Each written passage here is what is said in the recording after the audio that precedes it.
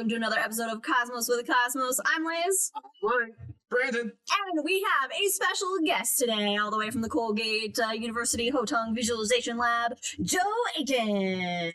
Joe. He's Joe. He's Joe. He's Joe, and he's the best. So this episode, you may notice we have a different scenery because we are live from Salt Lake City, Utah. And we're together. And we're together, all together in person, no Skype here. And we are talking planetariums in this episode because... What's a planetarium? So we actually had this conversation once. It's actually a deeper question than it's deep. It is. And you know what? We'll talk a little bit about that. But first, Mike, what are we drinking? What we're all drinking. We are drinking the Cosmos. Yes. And it is a Cosmos. This really is the first time that all of us... No, but all of us have had a Cosmos. Yes, and for this particular one, it has obviously cranberry juice, vodka, and lime juice. It also has triple sec because I was not going to pay $40 for... Yeah. So, yeah. You know what? Cheers to in-person Cosmos. Cheers. Oh. Brandon, Cheers.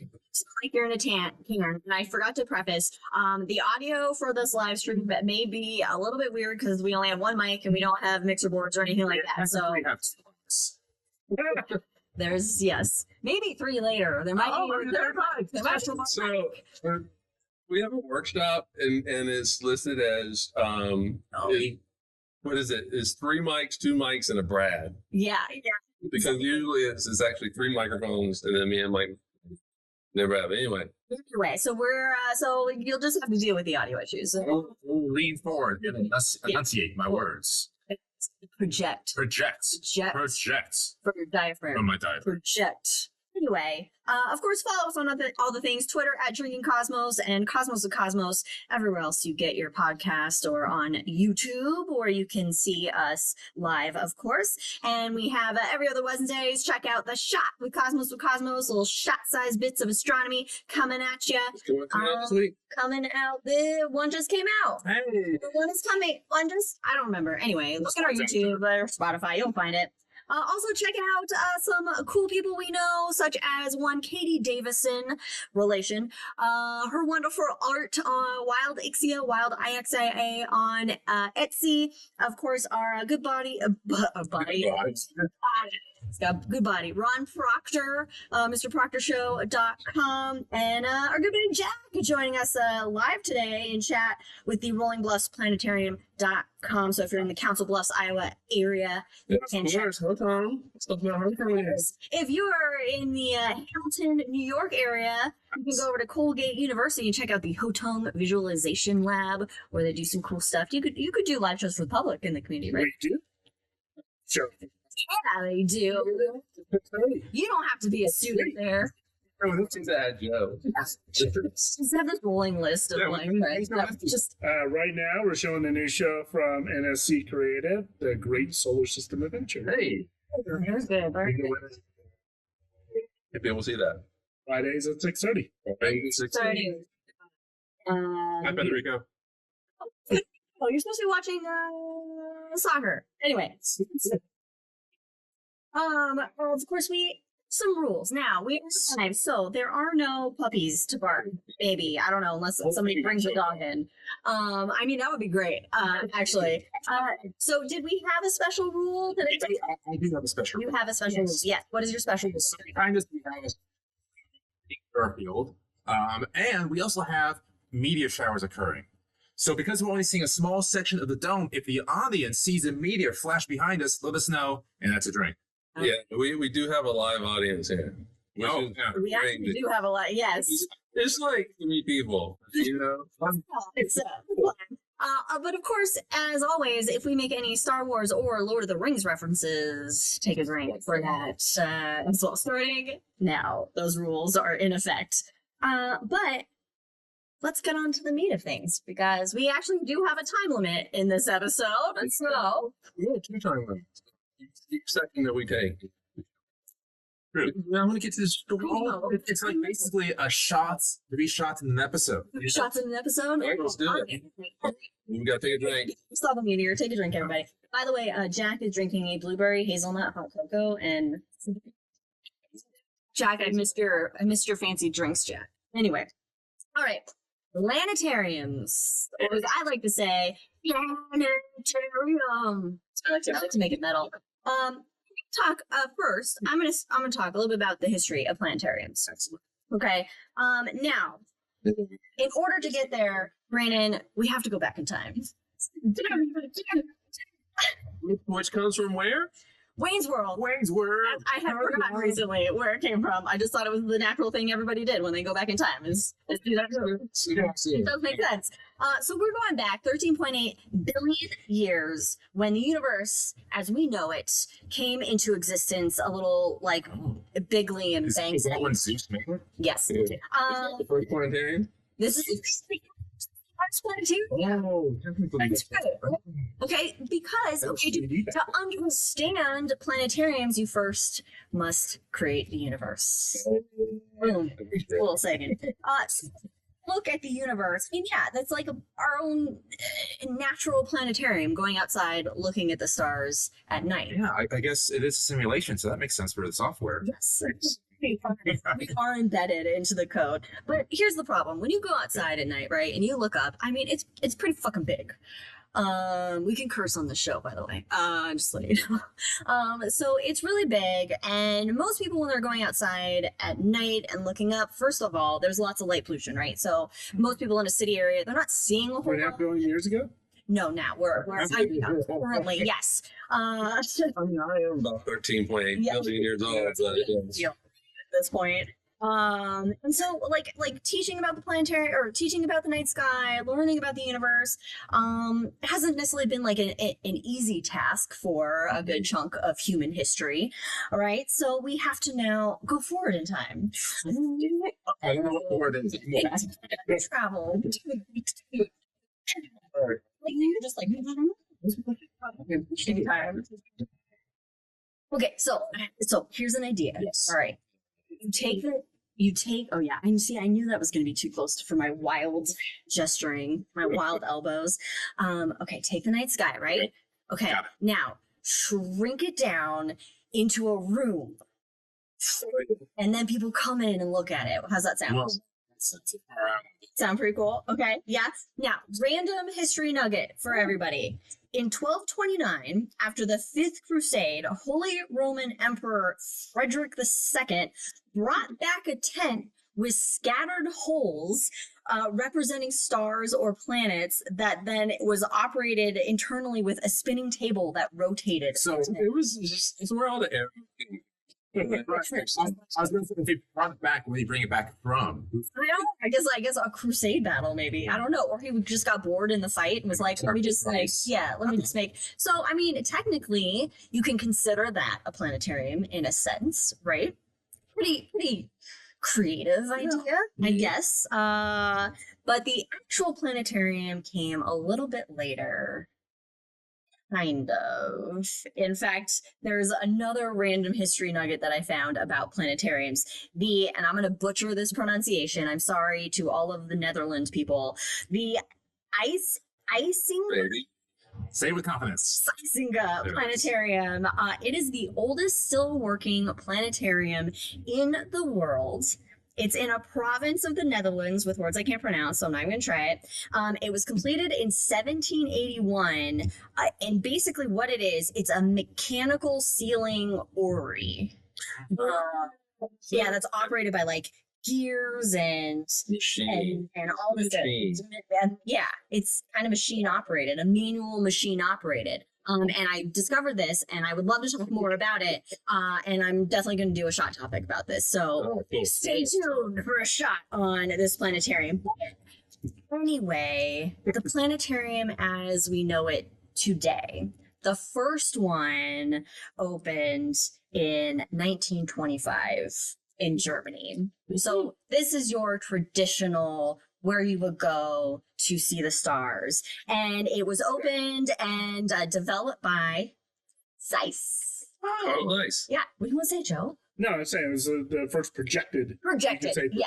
Projected planetarium, not a manual, not holes poked in a tent, but projected using this big, like, it looks like a monster kind of, It's really essentially, you know, it's mechanical star ball that uses bulbs, and it basically shoots light at a background at the ceiling. A plaster ceiling is what was used at first.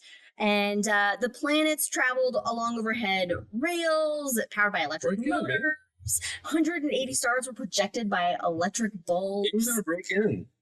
No, I was just going to load it up on my phone. It's not. It's not going to show. It's Pictures, they blow out. embedding pictures, but I was like, I don't have That's a time. I don't have time for this.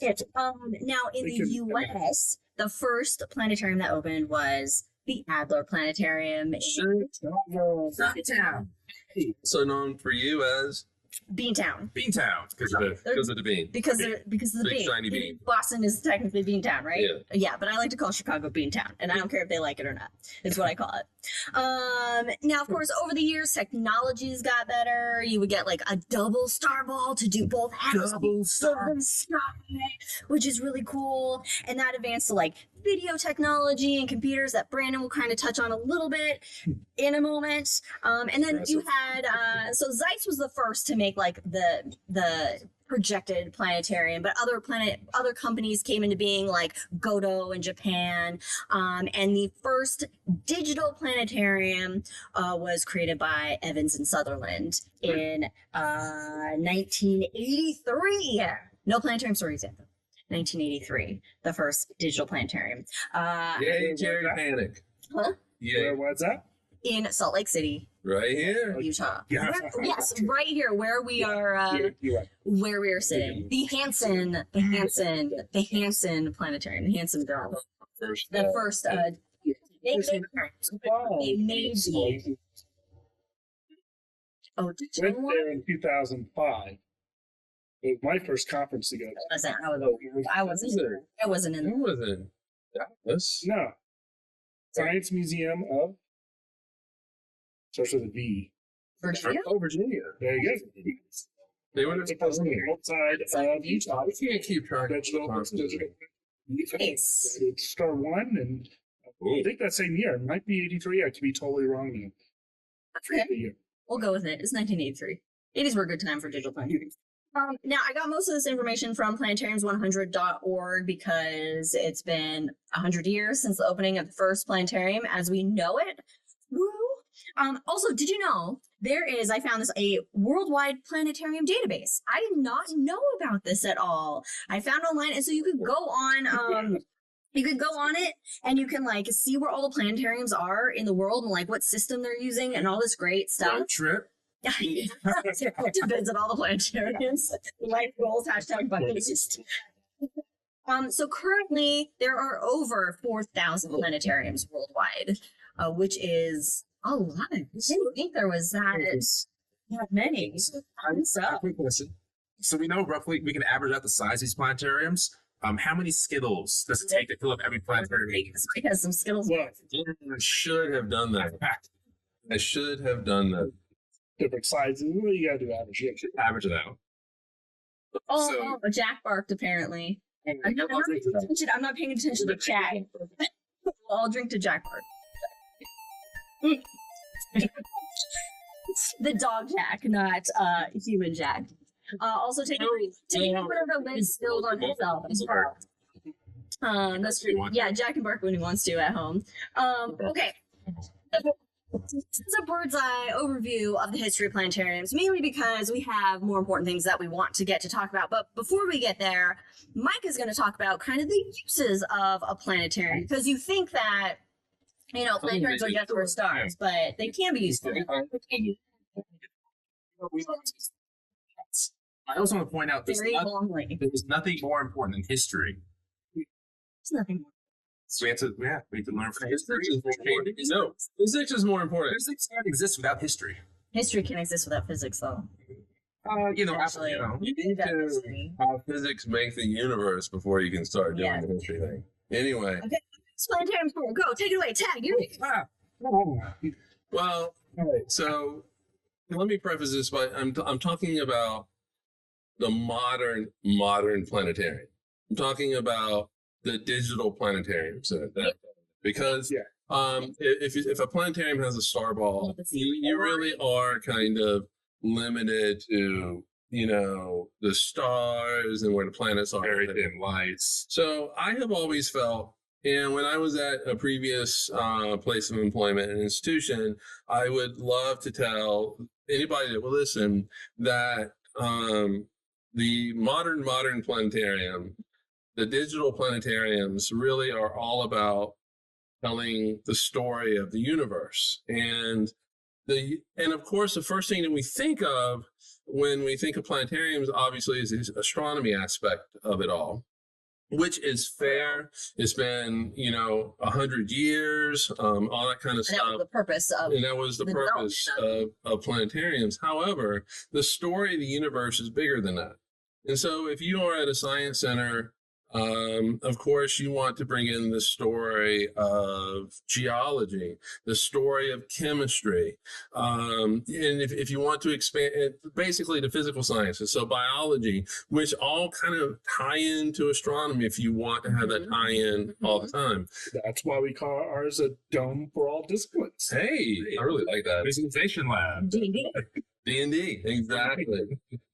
But we're all human, right? And so there are other sciences that we can, sociology, for example, there's, you can bring that into the storytelling, but really and truly the story of the universe is even bigger than, the sciences. Ron in chat. Oh, he redacted it.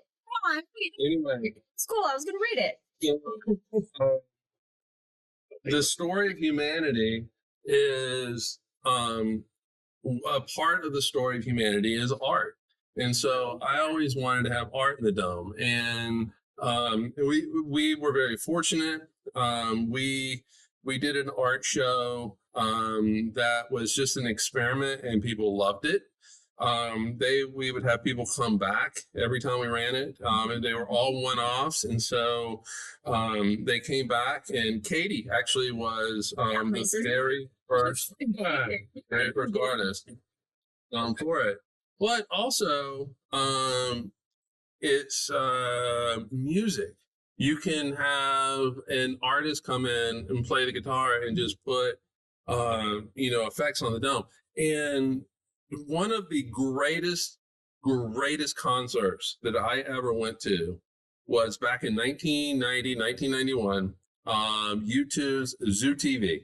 And it was video walls everywhere. They even had these fucking cars that they would just move like this, like Beastie Boys. And it was, you did not know where to look. And also the stage would go out it was a stadium, so it would go out to the stadium. So you got Bono walking the friggin' walkway. You got video of everywhere. You got moving cars with flashing lights. I was so immersed into the music, and it took the music to the next level. And I just think that you can really do that with art, whether it's art pieces or musical pieces. You can have musicals in the dome. I always wanted to do a play in the dome. We were brainstorming that. You did that? Yeah, we did that. We did. We killed Caesar.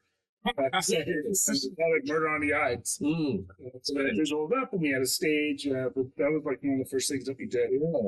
So back 2008. Ron put his comment back. He has had some issues. Planetarium dome equals artistic, immersive storytelling canvas. And Jack says that. There was a meteor. Jack says he had an architect do an immersive walkthrough of a new house in the planetarium a couple weeks ago. So that's something I never even thought about, like just using it of like, here's softwares. So with these digital domes, it really expands the stories that you can tell, the things that you can do. It's no longer just stars. It's the story of the entire universe, whether it's plays, art, music, sports. If you're a big sports ball fan, you can watch football and basketball and shit like that on the dome. I mean, I would love to see rugby, but that's a different story. So there's that, but also architectural things. You can have a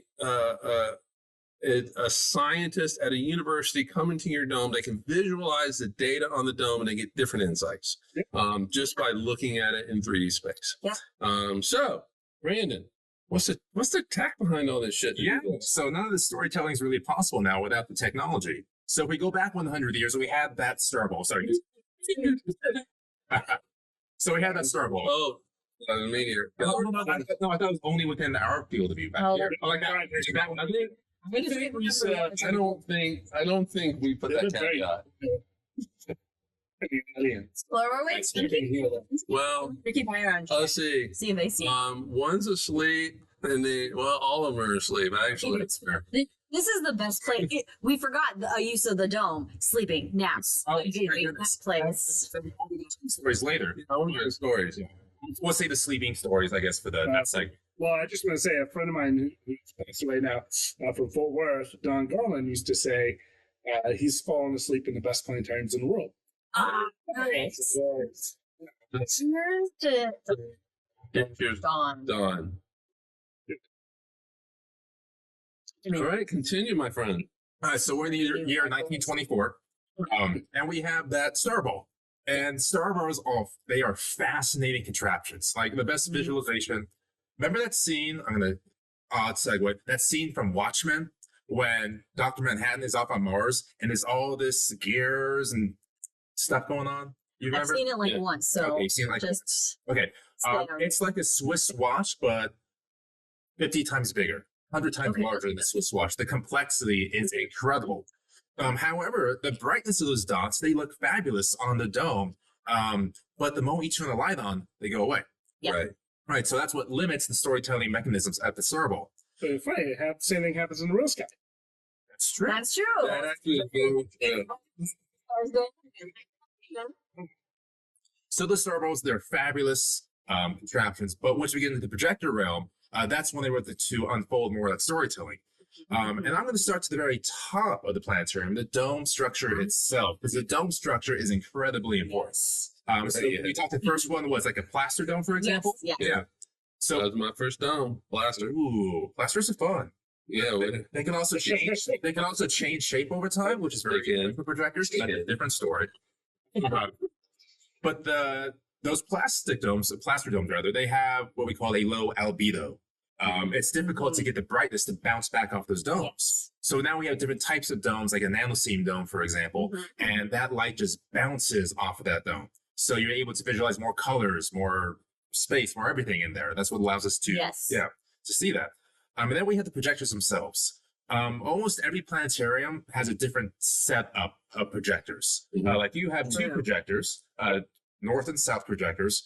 One we just installed has 14 projectors. Jeez. That's a lot. It's a lot of projectors. 14 projectors, and that's actually a 10K resolution as well. Oh, I'm glad I don't have to like carry those projectors. It's even 10K. Yeah, let me tell you, putting 14 projectors together is tough. Yeah. They're heavy. They're not small. So those types of projectors, they will impact the brightness of the dome, the blackness of the dome as well. So, the problem we have in domes is when you shine the light, because it's a sphere and not a flat image, that light will bounce back onto other parts of the dome. And it's called what? Cross bounce. Crossbear. Thank you. And so that cross bounce, if you kind of look behind us right now, we have lights looking directly at us. So that black, it's kind of washed out because we have light on it. But in this dome, we'll get to that in a moment. If you take those lights away, we don't have cross bounce. So it's just pure black. And so that's when stars are able to absolutely pop, when you have that right contrast level. And from there, depending what projectors you have, what type of dome you have, how clean your dome is as well. That's important. Keep it clean, folks. So, for example, if you do have a dome, don't spray Windex on it and wipe it off. No, Please don't do did this. that? That's a planetarium story. That's how they stay unnamed. Yes. Name. So at that point, after the projectors, we had a video path that goes back to the computers themselves, the hardware that drives it all. Of course, every year, every iteration of the software you're using, shout out to Digistar here, of course, it's going to need higher and higher computing powers. Right. Which is like normal technology anyway, because your basic gaming computer, for example, you know, it's like you got to those new video cards are coming out every year. You can't play the newest Warhammer Space Marines 2 on a Dell computer from 1998. It's just not going to work. Not going to work at all. And that kind of leads us to the software as well. There's a variety of softwares out there. The free one, for example, is like Stellarium. You can download that on your own personal computer and play around. That's kind of fun to do. We, of course, are quite big Digistar fans out here. Yeah, I mean, true. Yeah. But I don't ever use it. No, you never use it? Never used it in my life. And so like Digistar, for example, could take in other programs using like JavaScript or Adobe, things like that, to tell those stories of the stars or the universe or arts or architecture, whatever we like. So with that, that was extremely high level. Yes. But yeah, so we can use that software, use the hardware, the projectors that tell the stories we want. Take a drink. Take a drink. I did see it go by. You saw it go by. Also, the Dirty Dome, according to Ron, also known as the Planetarium. Oh, Dirty you want to get. Well, it's funny because the pornography industry typically drives technology, but not in this case. There may or may not have been something. The Germans. Yes. Germans. Oh, I got a story about that. The story can go on every time. Oh, no, we can't. But hold on. I have a question because I asked you guys this last night. Okay. I want to ask. Well, I don't know. We did have a few drinks last night. All right. So, Joe. First planetarium experience. Where were you? How old were you? Gosh. Good question. Because while you think about it, do you want me to tell you mine? Yes. Okay. Worse. So I was about 8 years old, and I grew up in South Carolina, in Columbia, South Carolina, basically in that area. And I remember a school field trip to the Gibbs Planetarium in Columbia, South Carolina. No longer there. Rest in peace. No longer there. Oh my God. I was so heartbroken this summer when it was there. We went to, he wanted to show it to me, and it wasn't there. It was parking lot, and his heart was broken. He was so upset. Which I'm sure we'll get to. All right. So I remember, thank you, exactly where I sat. I can remember the base of the speakers. It was a plaster dome, so the speakers were actually in the space with you. And a big ass Minolta MS-10 star projector that was in the middle of the room. And then I don't know how many years later I actually ended up working there. My first planetarium I worked at. No. So, and I can still smell the grease of the slip. Yeah, so that was my first one. Yeah. Liz, what was your first planetarium memory? First time you visited the planetarium. First time I visited a planet. Okay, because I remember, so my first planetarium memory of seeing a planet, of like going past the planetarium, was on a field trip to the Exploratorium in San Francisco. And we went to the Exploratorium and we walked by and it said planetarium, and I was very upset because we were not scheduled to go to a planetarium. And I remember being visibly upset. And then many years later, when I was living in Phoenix, Arizona, the Titanic exhibit was at Arizona Science Center, and I'm a huge Titanic nerd. And so I went, and to get into the exhibit, we had to walk by the Dorrance Planetarium, and I was like, oh my God, there's a planetarium here. I'm going to finally go to a planetarium. And so then a few months later, I went to the Dorrance Planetarium, and none other than the infamous Mike George gave the planetarium show. It was Arizona skies. No, it was Cosmic Coasters with the Sky Fortune. There's more to this story. Yeah. Okay, so it was me, my ex-husband, and my sister, and two other people that were in the audience. So there was like five total in the audience for this show on some like random afternoon in December or whatever. And so he's talking about night sky, and so it's winter time, so the Pleiades is up, and so he asked, "Does anybody drive a Subaru?" And apparently nobody ever responds to this. Nobody. But my ex-husband drove a Subaru STI, and so he was like, I do. And so And I was like, you're the only one. he's like, you're the only one That's all responding. we have. Super. Yeah, that's all what we have now in Oregon. Yeah, or here, the Subaru. I remember them. I remember exactly where they sat. So then it was like several months later that I saw a position open up at the Arizona Science Center, and I was getting my teaching degree. So I was like, I want to get some public speaking experience, and I applied. And so I went into my interview, and then he remembered that show when I started talking about it. And he was like, oh my gosh, I totally remember you guys. So that was my first true planetarium show, which then I ended up working in a planetarium from it. So Yeah. So of course I also grew up in Phoenix, Arizona. Not also, but I grew up in the Phoenix, Arizona area. And we of course go on field trips to the Science Museum, which included the Dorrance Planetarium. So I'm connected to everyone. So there was about, so I was probably there in like either 2000, probably 1999 to 2000, around that time frame was my first planetarium show. There was about a 76% chance that Mike George, A specific number. 76% chance, and I would have been maybe 11 years old. Yeah, so first show for Mike George, probably. Awesome. Right? what are the? I married him. I mean, geez. And I appreciate the thing. We're all connected. It's a true fellowship. Joe. Well, I did not go to the Dorrance party. I did not get to study Joe. And I didn't marry you, so almost. But I did go to your wedding virtually. You did. Liz and I did. But no, my first experience is in Fort Worth, Texas. We went in first grade. I think I was 6 years old. And basically it was at the Fort Worth Museum of Nature and Science, and went up and they were showing Texas Sky Tonight before the Omni show that we had to go to, a different dome. But yeah, so I fell in love. Well, I was already in love with astronomy before then. Yeah. So then when you go into the dome, oh yeah, do you like Star Wars, Joe? No. Yes. Do we count as a drink that not mentioning Star Wars? Oh, yeah. Oh. Yeah. But fell in love with it. Fast forward college, took an astronomy course, which happened to have labs in the planetarium at University of North Texas, and fell in love with it. Asked for a job, and they gave me one, and been in it ever since. And I get it. You know, to kind of go along with that kind of story, is so I went to, obviously I worked at the Gibbs Planetarium, which is in Columbia, South Carolina, but I ultimately graduated with a physics degree from Clemson University, which is in the out part of the state. And because I was an undergrad, even though I had planetarium experience, they would not let me work in the planetarium. But yeah, so I didn't get to work at the Clemson Planetarium, but You don't need an astronomy degree to give a good planetarium show. Let me just say.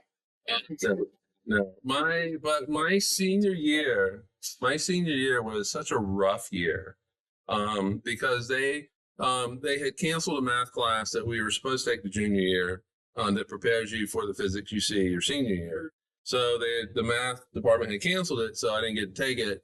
And so the physics department scrambled to create this basically math of physics class, which you still had to fucking take. And so I'm taking it my senior year as I'm seeing all this crazy ass math. And I'm like, oh, Were there a lot of squiggly lines? there were squiggly letters and then triangles and upside down triangles. Shapes and squiggles. But anyway, so I graduated and I was like, I need a break. But my goal ultimately was I really wanted to either work at CERN or the one that's in Illinois. Collider. the big collider, Fermilab. I wanted to work at either Fermilab or at CERN over in Europe, but I just needed a break. But I really remembered fondly my time in the planetarium, and I was like, okay. I'd gone out to Phoenix. It was in the wintertime, and I was like, Phoenix is a nice place. Hot there. That's how we get you. Yeah. So actually, I called up the Phoenix Chamber of Commerce, and I was like, "Do you guys have a planetarium?"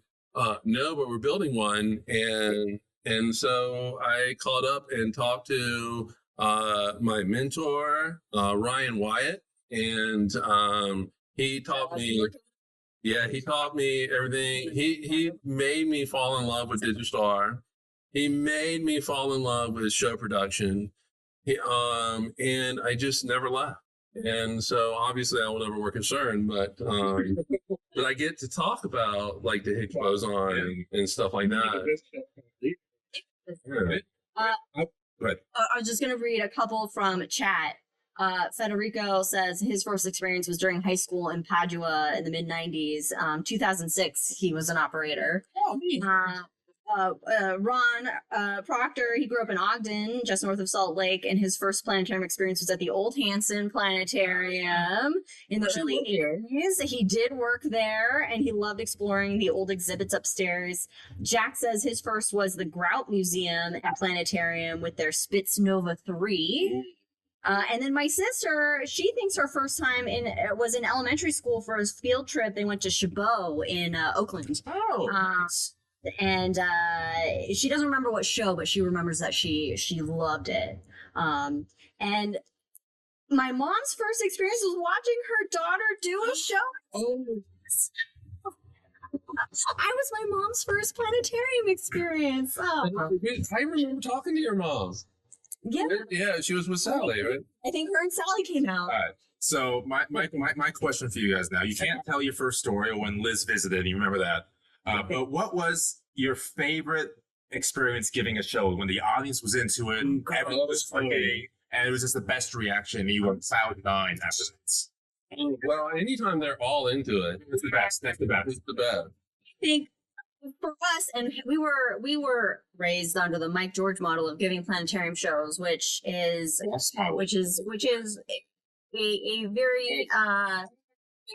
very important feature of this model is that live component, and having a presenter that is there, even if it's what's called a playback show, which is like a movie in the dome, right? A movie that plays, having that live component in there so that you bring that interactiveness in, and so the audience isn't just having a good nap in the planetarium, but you can engage with them. And so anytime that you are doing that and you're in front of them, or however your planetarium is set up and wherever you have to be stationed for that, but getting them asking you questions. Like my favorite thing was during Arizona Skies, and when no one reacts, it's fine. You give the show to yourself and you do what you want to do, right? But when people are asking questions, then the show, becomes what their questions are. So it's like, okay, let's think about this. Yeah, let's go there. Let's check this out, and so it just becomes like, I think a not only is it more engaging for the audience and they can take something away that is hopefully a lasting memory, or maybe even just a fact about something, or maybe they just go out that night, even if it's just that one night, and they look up and they go, oh, that's what they talked about in the show. But it's also then engaging for the presenter as well, to have that and feel that kind of like, I don't know, you get that bond. Yeah. So what I always say, the audience may remember things you say, like a week later, they might remember a couple things, but they remember the feeling they had in planetarium for their life. I remember every show I've seen that had the feeling coming out of it. But I don't always remember what the hell they were talking about. But I remember how I felt afterwards, whether inspired I was or what have you. So that is extremely important. Joe, how about you, man? Well, yeah, no, I agree with all those statements. And we always kept our live portion. So when I took over, we started the Colgate, the Planetarium at Colgate, that was the one thing. They had no idea what we wanted to do. I was like, well, we'll have cool musities, but after each show, we'll do a live so that's what we do. And so that we kept that tradition. And I think the best experience, at least at Colgate, having kids when they leave, hearing them talk about their experience. Yeah. And I had a couple of kids a couple of years ago say, "Oh, I want to live here." You know, so we I always love the kids coming up afterwards and asking questions. That was always the best part. You get down on their level, particularly the little kids. Adults, when they ask questions after a show, if they're coming up to you as they're leaving, and go, "Oh, Yep. Speaking about adults coming in, I remember I was doing Arizona Sky Show, I don't know what it was. And at the end of it, we had this little vignettes for the show, like a voyage of discovery. You go take a quick tour of the universe, for example, with music in the background, and you narrate it, you get into it. And at the end of it, their family came down with their grandma, the great grandma, and she's, frail, like the lady from Titanic coming in. how are you?" Yeah. She goes, "This was my first planetarium I've been to in like 92 years." Like that. And she says, "I cried." And it just stuck with me. And then to take it back to the experience. So, of course, maybe packed house and the kids are answering questions back and forth. I love that dynamic. But one of my favorite moments, this was during Phoenix Comic-Con. Oh, And this was before, yeah, probably okay. And then this was right before the new sequels came out for Star Wars. But we had put together a show called Tour of the Empire, That's right. in which we dressed up as characters. We had scripts, and we went through. Well, kind of. I was dressed up as Han Solo, but I was like an Imperial officer or something like that. And we would go through different planets and give propaganda and things like that. But as the show was beginning, because Comic-Con was right across the street, we had a whole line of people dressed up in cosplay for Star Wars, and they filled up 220. Well, it was a free show. So we're gonna bleep all the Star Wars references out later. Yeah. So we had like, run it long enough. we had what? Yeah, I know. This doesn't count. This is super. Okay. So it's like 206 people in this audience. We were absolutely maxed out. It was sad. So I come out and in character, I do, there are the exits, things like, no, I don't want to do that. I don't want to do the No, we exits. just had the We go to black. Star Wars music hits, the logo comes up, and everyone loses their shit. Yeah. And then we had a whole crawl. It was a fabulous experience. Fun. So- That was really fun. Yeah, we definitely, I think, we skated under the radar for a cease and desist in that in that realm, because it was definitely it was before Disney. It was before Disney. It's on the dark side. Yes, exactly. That's a really fun. That was really fun. And that's a fun, just as a presenter and just being able to have that kind of creative freedom to be like, what, let's just fuck around.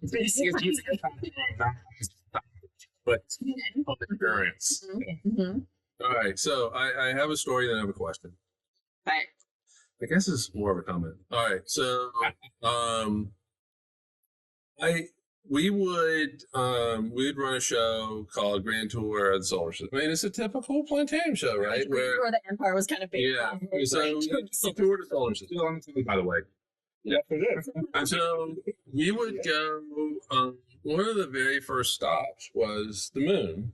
And you're talking about the moon, and I would say this is for school groups, right? And so I would say, well, yeah, school groups booked it a lot. Yeah, right.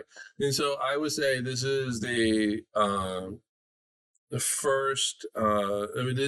This is the only place that we have gone to, and so far, 12 men have walked upon the surface of the moon. Mm-hmm. And I said, but we're going to go back into the future, and maybe one of you girls will be the first woman to walk on it.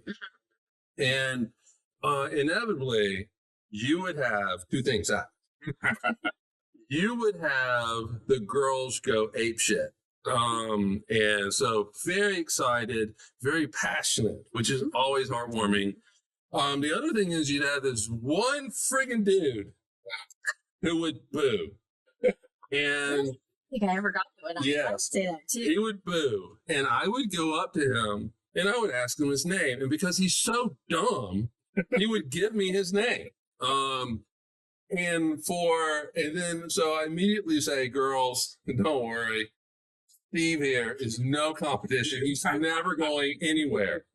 And then the girls would just like pile onto him. But now, for the rest of the show, because he gave me his name, he is the butt of every joke. And he walks out of there just hammered down. But I did love that. But all right, so I love defeating people's egos. I was a dream crusher for some of these people. Well, that person will never work in the Planetarium. Yeah, Honestly, the best. no, it is fine. But question, Yeah. Okay. All right. Yes. It was, Weary. Larry, have you ever been yelled at the end of a show or anything?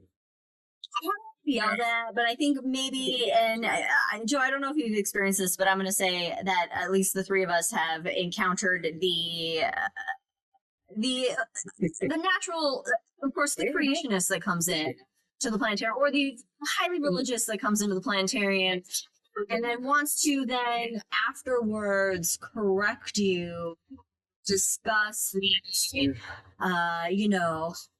the non-scientific way that the universe, or and I had somebody, and I can't remember the exact phrasing they used. It was after a grand tour of the planets, and it was a school group that was in there, and I think it was a parent that was a chaperone, and she came up to me afterwards, and she was talking about something about that had to do with Venus and relating it to creationism in some way, and I really did not understand where she was going with this, but it was like, you get those people that then want to kind of complain or, kind of be like, well, but that's not the only view, or that's not, it's like, well, talk about the science, we talk about the science of the universe. And that's what I was. Church. Yeah. I'm not going to a lizard so- people meeting and tell you what's correct. That's enough. So it's like those ones that I would experience that would have something negative or whatever to say about. Yeah. Well, yeah, so Texas was different. We just kind of That's Texas. we expected that, but no, up in the middle of nowhere, New York, I've had more run-ins there than I ever did in Texas. Wow. Because we have a lot of private groups or like homeschool groups Oh, okay. that come in. I had a group call me ahead of time and wanted me to censor the show, and I refused. I was like, absolutely not. No. And they showed up, and she asked me again. I go, well, can you just not mention Big Bang Theory or ages? I go, no, I'm not going to do that. I Don't go into your church. Right. I was like, you wouldn't censor your exactly. I go, I'm happy to, because I like having discussions like that. So I am more than welcome, but some of them were very close-minded. Do you want to have a discussion? They don't even have to explain that to the kids, or they don't even want to touch it. That's a lie. In a show. All right, so this is in Phoenix. All right, so I have a story for Columbia and a story for Phoenix. And so the story for Phoenix is we had a show that was about dinosaurs. So obviously you're talking, 65 million to hundreds of millions. No, 4,000. Yes, well, exactly. So this lady, she was a grandmother. So grandmother and grandfather with granddaughter. They stick around for the whole show, the whole thing. It's not like they left, but also they bought the tickets. What were you expecting? So everybody's out, but they stick around, and the grandmother, literally yelled, "Do you have a problem with this?" And I was actually, no, I don't. I really don't. I don't. And she sent her granddaughter out and said, "We'll talk about this later." And she was very angry, and I was like, "Well, you can go get your money back, but you did stay for the whole show, for one thing. But also, I don't know what you were expecting, but this is what this show is. I have a hard time with diplomacy, and so You're more of a Kirk than Picard. yeah, I really do. But I love Picard. Picard's my favorite. But anyway, but for the South Carolina story, we ran a show called Cosmic Catastrophes, and I can still hear the bass for that show too. All right, and so it talks about the asteroid that killed the dinosaurs, right? And so Pretty big catastrophe. the big one, yeah. Like a worldwide extinction of. Oh yeah, no, there's 2 stories with this one. Oh no, this is one. This is one. This is one. On the one. All right. So everybody stays for the show, obviously, again. And this lady comes out and she goes, "That's not how the dinosaurs died." and I just went, because I knew what was coming. But I had to ask. You gotta know. You gotta know. I'm like,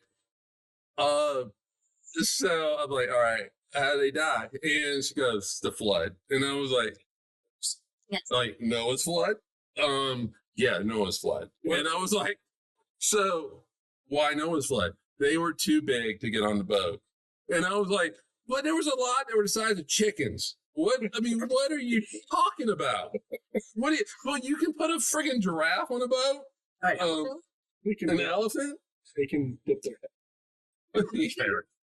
I've seen Lion King. You tried to put a T-Rex to dip. But I have to personally fall. 3? jump like that. Sure. Oh, that's I lost trail when they're being tourists to LA and it's a 76 Paul. with my Jurassic Park So I stuff. was like, all right, whatever. That's great. So I'll be cognizant. We have a few minutes left here. So we technically not, but we'll be cognizant. So we'll keep going. All right. So I'll ask this one then. Start with Liz. That way Joe has time to think about it. Okay. What is one of your favorite planetarium stories? Just one of your favorites. Because I have one that Michael would love to hear. But the thing is, this is such a hard thing because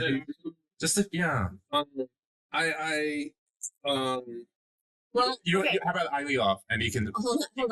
Okay, I'll just do two quick ones that aren't even like a story, but this one was just an embarrassing story on my own part. Is when I was we see it's not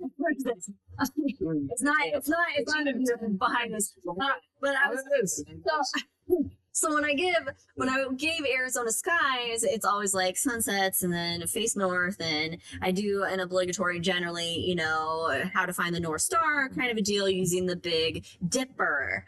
However, in this show, that was a general audience show, I accidentally said Big Dicker.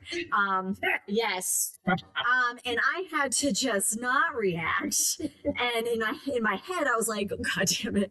And I just kept going as if nothing happened. I corrected myself and just kept going, but I could hear some chuckles.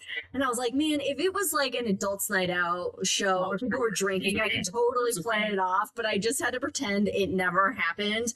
But then every time afterwards, I had to consciously think about my pronunciation of the Big Dipper. To this day, I'm like, don't say it. Don't say it. So that is one of them that sticks in my mind. And then another one that was actually fun was I think it was also a grand tour of the planets that I was giving. And I'm doing the show and I hear a ringing, and we always give like a little caveat before a show of like, please turn off your cell phones, blah, blah, blah, that kind of thing. And I hear the cell phone ringing, and it's not from anybody in the audience. And I'm like, what? And so I go and I find this phone that was on the floor in one of the seats that's kind of on the lower level. And so I pick it up and I answer it. I answered it in the middle of the show, and it was somebody's like wife or something, and I was like, this is Planetarium. I was like, they must have left their phone in the planetarium, blah blah blah blah blah. And so, but the audience like just totally like laughed about it and everything. And I was like, and this is the reason why you turn your cell phones off in the show, because I would also give a caveat that I was like, I would say like the seats are like black holes, and sometimes they'll eat your phone. And I was like, so when you leave, make sure you have your phone, otherwise this could happen to you. And so I totally played it off. And there was actually an employee of the Science Center that was in the show that chuckled about it. And after the show, I was like, why the hell did I answer the phone? Well, because it was well done. Stagecraft. That's fun. For a little entertaining bit. Two as well. Okay. Did you do two? I did too. Yes. Okay. Big Dicker, and answering cell phone. The first thing was Doris had just first opened up, And no, all right, never mind. I think giving your first show where you're not nervous as fuck and it goes well. For every show until I actually got out there. Yes. But for your very first show, you're pretty much nervous all throughout. I remember your first show. So if you don't tell that story, we will tell that story. Anyway, so given that show, but also because I love actually producing content, seeing something you make for the very first time on the Dome, it is. I think it goes beyond just gratifying, and it is. I don't want to say a religious experience, but that's the only word, because it's not like seeing an eclipse, but you're seeing something that you created, and then you see it on the Dome, but also eventually it is in a show and you see somebody's reaction to it. Mm-hmm. And it is a drug that is. Yeah. That's how I felt for Art 360. When and I mean, it really is put it in the vein. I'm going to mainline this. It is, yeah. So Joe? Well, I think I have a couple, but the moment that I knew, well, giving my first show, I was completely nervous, by the way. Yeah. That was at University of North Texas, and I forgot it was a Girl Scout group. Just real quick, this is a memorable one, but not my favorite, of course. You didn't say Big Dicker, did you? I did not, but I stuttered through it. Had so many odds and ahs, of course. But during the show, we did Cowboy Astronomer. Okay. I forgot to turn because we had a Digistart 2, complete with a sky scan rack and stuff. And we had a little video doubler, where I forgot to push the power button. So all the video pieces never showed up. And I forgot to engage Digistar. So now the Digistar showed up. So about 14 minutes in, I go, did you walk out? No. No. I mean, I just didn't realize it. I kind of looked up. I was like, what do I do? I mean, you do start the show and then you kind of just start. Yeah. I was like, sorry. I need to restart. And they're like, I'm going to interject on that real fast because as a presenter, the audience, they don't kind of know like what you go through as a presenter. And so, I mean, when Brandon and I were presenters, we had an iPad that we could control kind of everything off of or whatever that had different features so that we could be in front of the audience and have that level of engagement rather than being like the voice of God from above or whatever. But you would have instances in the show where like one of the computers would go down. And so you get like this blue screen. And so every time it would be like, oh, the spaceship we've run into an issue. Let me go up. And I'd be like talking about like the command console and I'd try to like interweave it into the show as if we've crashed a little bit or we hit something as I wait for that one computer, which we call the GP, graphics processor, to like reload and restart. So I would sweating, drenched in sweat the whole time. I would kind of break that fourth wall. So okay, the computer's down, and then as I restart, I kind of explain how the system worked at the whole. Yeah, I would do that sometimes too. Be like, I don't know how it works. Speaking of D2, so there were a number of shows, sadly, on my part, in Phoenix, because we had a Digistart 2, and where the clamshell was up. So in the Digistart 2, you have the lens, but to protect the lens, generally, you have a lens cover, and it's a clamshell. Yeah, exactly. We've all been there. And so I would forget to open the lens cover, and it's like, oh my god, there should be started. Why did it?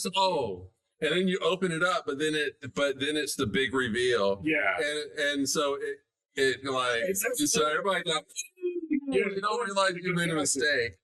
Well, I was just gonna say my actual favorite presentation I gave was actually the first time at Colgate because it was the very first planetarium that I got to call my own. Because previous 2 planetariums, I was a student, and then I had a boss, a director, and I was kind of a producer at the second planetarium in Arlington. So I never had ownership, even though my blood was all over that place. Right. Yeah. It's, Know how that is. that's yes. But at Colgate, I could call, like, it was all my own programming and still there today, creating everything from scratch and just calling. That was probably my favorite. That's good. Yes. All right. Let me get some chat in here. So Ron at the end of the show, he says that he would always say, please leave your valuables under your seat and exit to your right. Federico, he said, okay, what about having a couple making adult rated noises during a not so crowded show? Even if that was not an inflatable dome, just to provide a hint, he had to bring up some lights to switch on. I think it's for prom, right? Was it? It was like they had a prom. And it was a prom. And we're gonna get to your story, and then we'll get to. You don't have to get to my story. No. We're getting to your story. I want you to tell your favorite. We What? should have planted somebody behind. Oh, they were doing that story. Cool. All right. So we'll have you tell your story, but then we will tell your story. I know. as well. Oh, yeah. But there was a laser show at Dorrance. It doesn't matter what it was, but 2 people sitting in the back row were literally getting it on. And so, I mean, dark room, the room. yeah, but it also at a prom, they were in a bathroom, which is like, what the hell are you thinking, man? He's not kind. Yeah. But at Dorrance, it was a laser show, and this lady just climbed up on this dude, and I was like, all right. Did you tell me never to sit in those seats? We replaced those. Those seats were replaced. Go ahead. What's your story? Oh, should I start with a good one or the less good one? Yeah, well, you only got one. I only got one? Yeah, because we need to tell your story and we need to wrap it. And I'm going to fix the story after you tell my story. All right. So here's a good story, not the one they're going to tell. So we had the show called Treehouse Adventures. Oh, yeah. It was for little kids, and we talk about what does this cloud look like, what does that cloud look like. Then we climb up into the treehouse. We talk about the pictures. We talk about what is the sun, is it the star planet. We play, these fun little fun videos. Like, for example, one about Maui, how he took his giant fish hook and pulled up the Hawaiian Islands. And so this particular day, I got there early in the morning to turn the projectors on. And when you walk into this planetarium, for whatever reason, there were no lights on. So it was pitch black entering the stone. It was pitch black. So it's kind of creepy already. So you get up there, and I'll lead off with every planetarium in the world is haunted. Don't know how. It's all haunted. Don't believe in ghosts, but they exist. So I'm getting up to I'm getting up to the command console, going upstairs, and get into the back room and turn all the computers on. I set the console, wait to get the projectors on, and I just get this weird feeling, like all the hair standing up on the back of my neck. It's one of those days where I felt I want to leave immediately. So I just turn them on and I get out of there. And so run into the planetarium every time I had to open it up. I would run in and turn the lights on. So let's fast forward a little bit. Now about an hour and a half later to the first show, Treehouse Adventures. And we'll talk about Maui's Great Fish Hook, all these little fun stars. And it's very dim and dark in Planetarium, of course. And there's only 3 people in the audience. So there's this huge theater that can fit 200 plus people, 3 people. It's a mom, a dad, and this little girl. She may be 5 or 6 years old. It was a great audience. They were interacting. It was a good time. But after the show, the video goes away, and it's just the dark stars in the back. So it's a dim area. And I go, yeah, what'd you think about the video? And the little girl raises her hand, and she goes, what's standing behind you? Now, again, I don't believe in ghosts. I did not look behind me. I took a step closer to the family and said, nothing. Let's see what's next. Click next video. Yeah, I mean, at Dorrance, though, you would hear people walking on the catwalk, and then there was nobody walking on the I catwalk. understand the temperature fluctuation in the metal's changing, but they sound like footsteps. They And do. there was times I actually chase the footsteps around. Yeah, I've gone. I decided, you know what? Yeah, I just said, you know what? I don't believe in ghosts. I'm doing this. I'm gonna go chase this footstep. I'm doing it, and I get to the door, I open it, and the footsteps go away. One of our coworkers, one of our presenters, she was up at the. You walk up it has the audience in the seats, and you kind of walk up past them to get to the console above it. And so she's on the side of the console on the stair side, and she was standing there for whatever. And I guess because she ran into the office after this to tell us this story. And she was like, I was standing up there, and then the clear as day. She's also one of the most skeptical people ever, like very scientific minded and everything. And she was like, clear as day, I heard a voice behind me, and it said, "Oh, hello," or something like that. Was it the twins? I know. No. She heard this voice very distinctly, and she ran into the planetarium office and was like, nobody's in the dome, right? Nobody's in there. We're like, no. And she was like, I heard this voice right behind me. And we're like, welcome to the Haunted Planetarium. Yeah. I would say no, actually. Well, that's not true. Built on a Native American Well, burial ground. The three planetariums I worked at, mostly were all kind of fairly new, so they don't have time to get. And Arizona Science Fair was new. It was still on it. in Arlington, there was two planetariums, right? The first one that I worked at, just for a few. Well, we continued running it for a while. It was a small old plaster dome that used to have cattle, and it used to be like an animal den. Oh. Back in the teens and 20, and then Yeah. they converted it into Animal goes.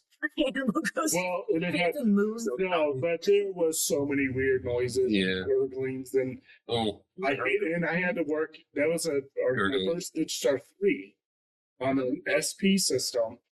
It's okay. block stars, right, squares, and there was because there was an old elevator shaft because you used to have a star, with the elevator, and so that went all the way down. It would always flood. Oh. So there was always water down there, and it would come up and flood almost to the top, so you'd see it floating a little bit. Oh, that's weird. Oh my God. Yes, and it's so glad to get out. Working there, till 2, 3 in the morning, and so. Oh yeah, yeah. One more from chat, Jack. He said his worst moment was when going back to like planetary disasters. His A3P had a short in the precession motor, and during the show, the sky shifted 30,000 years during the course of the show. And he's like, why are the stars in the wrong place? That's great. All right, one final story. We're going to wrap it up here. So this is a story about hiring. Damn. And all is well that ends well, and I mean it turned out great. Go ahead. Preface this? Yes. We'll let you defend yourself. Thank you. So this story is about my first interview in the planetarium with Mike and Liz. First, because they were clearly more in the future. To prepare for this interview, I actually, went to go see shows, for example, in planetarium. You did not go see. I sat down with Linda. Oh, you were still going I sat down with Linda. I looked at the iPad to see how everything worked and shit like that. So yeah, I saw the show, I planned, and then I even went home and tried to look up, Stellarium software. Do you like Stellarium? Okay. Yeah. Oh, so you prepped. You did, but then they'll get into it, and I'll interject in a moment. Okay. All right. So we had hired, just for backstory, we had hired a presenter where we did not ask them to present us a show, and it became a disaster. And so this person, it became their name role. And for every potential new hire, they had to present a show. And so everybody who interviewed, I would literally tell them, look, you do not have to know this guy, but you have to present something to me. So if you don't know something, you can make something up. And I only had one person actually ever do that.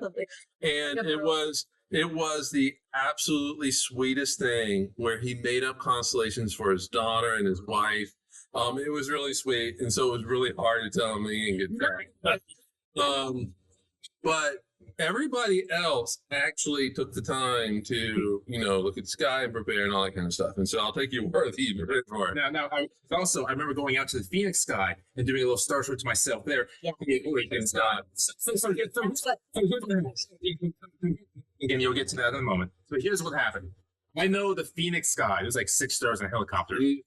I get into the planetarium and they on the spotlight. and Nick and Liz, they walk away to let me get oriented with the sky. They turn the sky on, and again, used to the 6 stars in a helicopter. I look up and see all these stars I've never seen before in my life. I go, what fucking direction am I facing? What is going on here? I'm instantly lost. I instantly lost. So we'll continue. And so he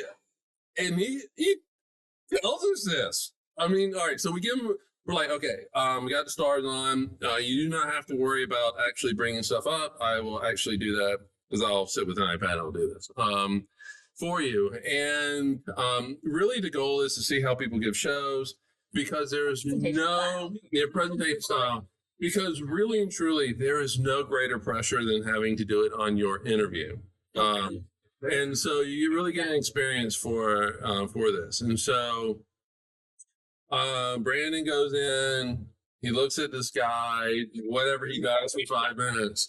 And so Liz and I are talking about Brandon and about the interview that just happened. And so we did give him his 5 minutes. We go in there and we go, "Are you ready?" And it's basically like a no, but okay.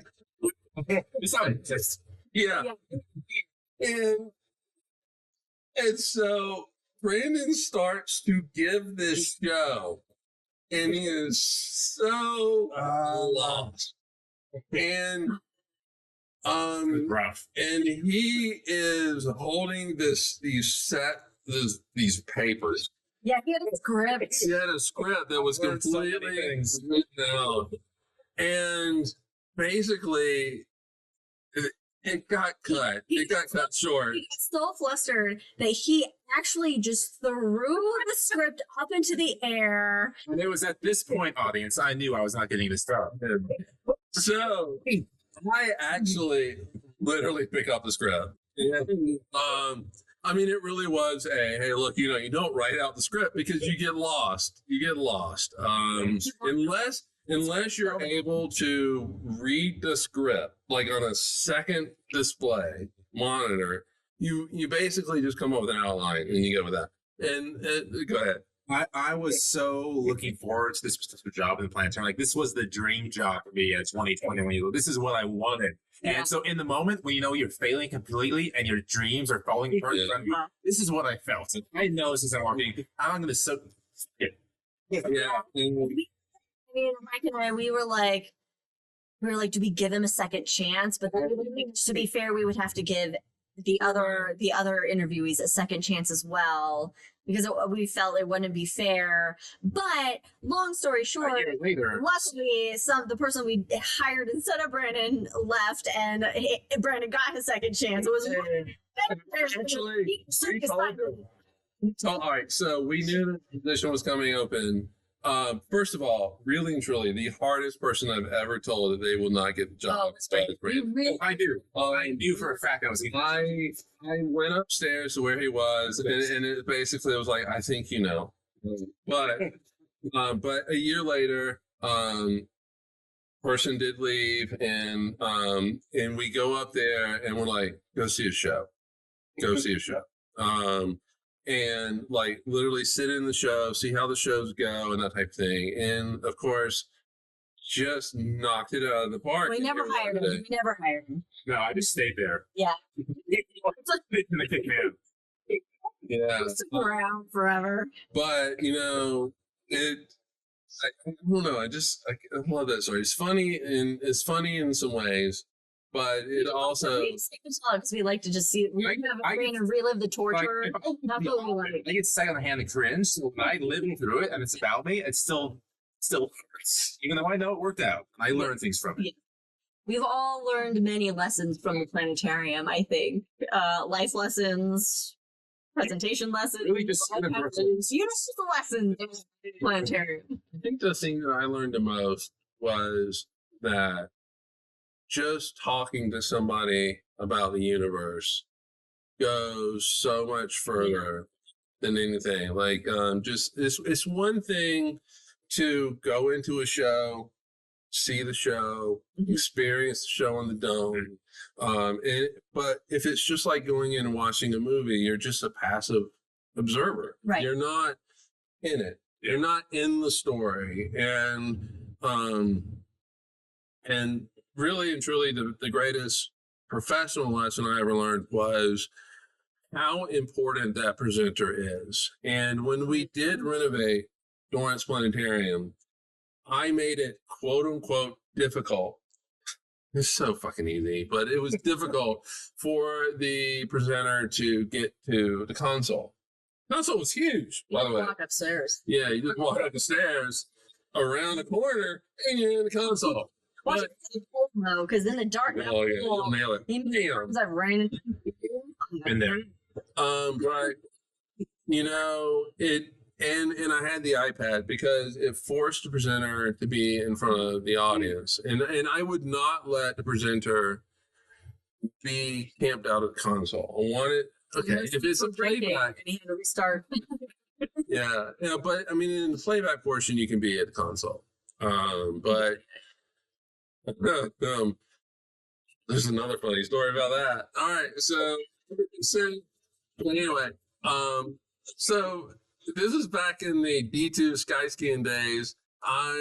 You actually have to kind of flip over that.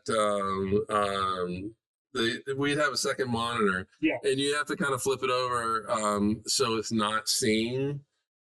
It would. I want to say it had like interactive shit. But anyway, You mean the Skyscan system? yeah, probably. I don't remember, but I forgot to switch it over with the switcher, and it just shows me playing a game. Like shit.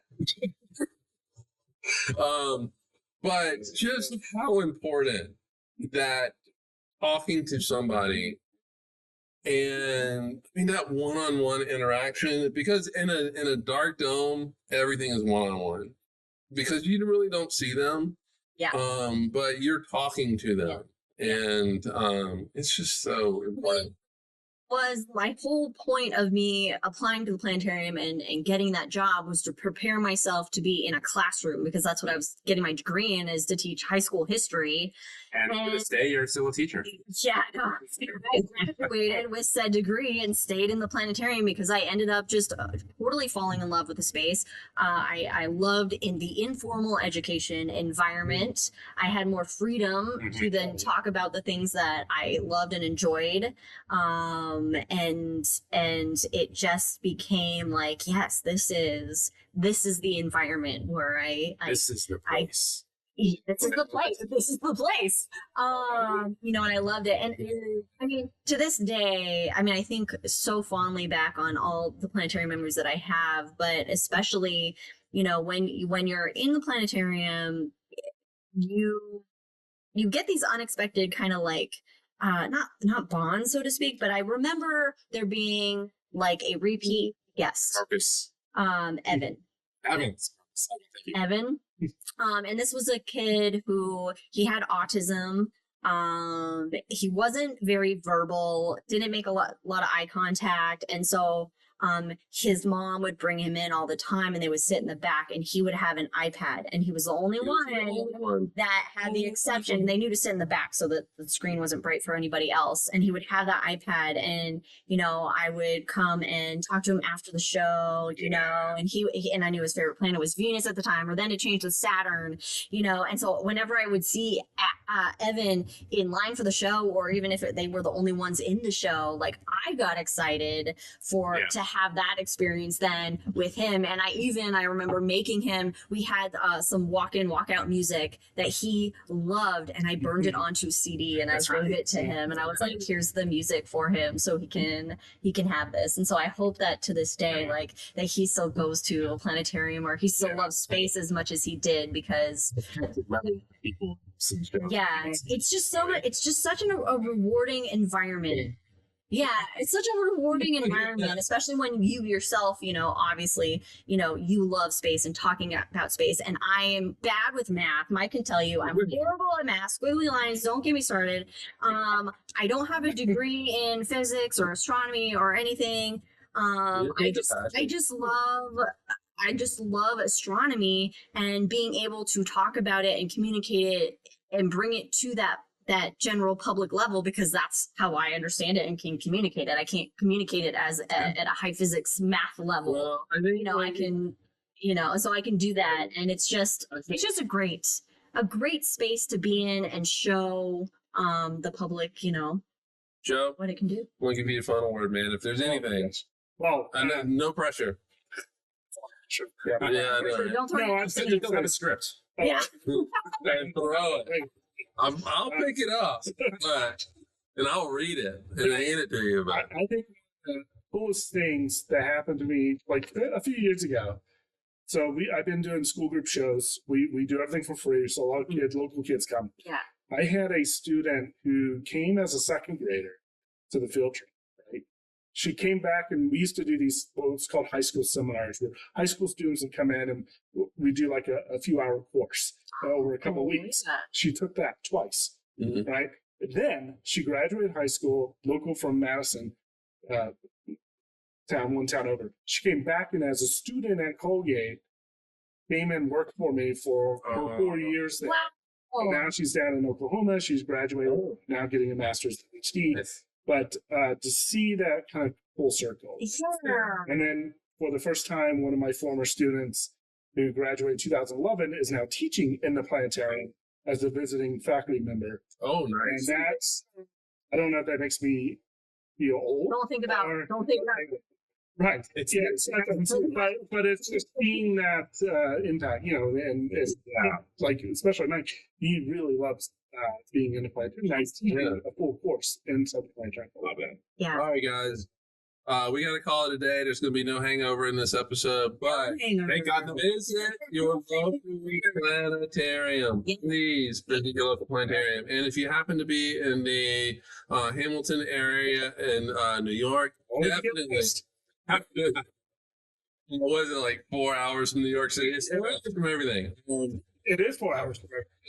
Please go to Hotong, which is at Colgate, and we have been there, and great planetarium.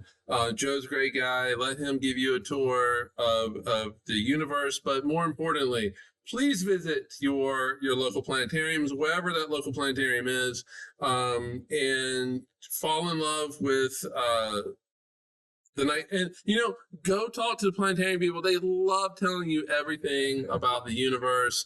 And we're passionate about it. We really are. And everything from creating the stuff that you see to the stories that we tell. The universe is an amazing place. It doesn't just have to be astronomy shows that you see in the planetarium. It's everything from art to plays, to music, to sports. All of that is the story of humanity, and you can find that right into your domes.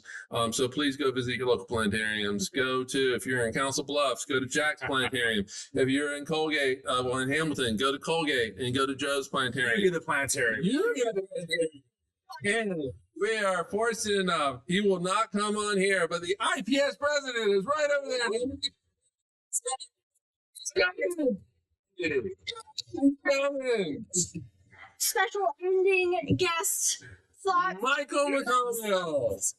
Are you in? Yeah, he's in. All right, definitely. There he is. Mike, I tried to bring him over earlier, but he was like, we're going to do it. But obviously, he has a lot of thoughts on it, and definitely go see planetariums all around the world, right? 4,000 planetariums around the world. Yeah, and we're growing, and the storytellers and the people who are doing all of this amazing work in domes around the world, like, they're being empowered. But the last couple of years, like, we've come out of a worldwide epidemic and all of that, and at the heart of it has been we work better together. Yes. And we are better when we collaborate, and we believe in that kind of future. And so it's wonderful to be able to see this next week now with the Digital Users Group and everybody being here in that spirit of collaboration, it's what we live for. Yeah, I mean, I have said this many times, and it's specifically about the Digistar users, but it is really about all planetarians around the world, whatever, that we are some of the most passionate and creative people that you will ever meet. And in all seriousness, and we are more than happy. We love to share stuff. Not only the stories in the universe, but the content that we make. And yeah, so Joe, thank you for joining us. Michael, thank you for, and of course for you, thank you for joining us. And again, go see your local planetarium, and actually also Astronomy Club, because they're passionate as well.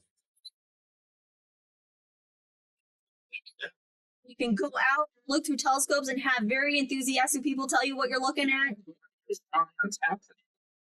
Yeah. That's a great resource, and thanks to the live audience as well that was here. Yeah.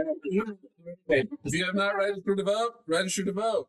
Also, if you're going to vote for one particular candidate that I don't like, don't vote. That's insane. I think we all know who that is. That's right. In the whole thing. And we'll see you in 2 weeks for, what month is next? High in the sky? It's going to be High in the Sky for November. I don't even know where we're at anymore. Cheers, everybody. Bye.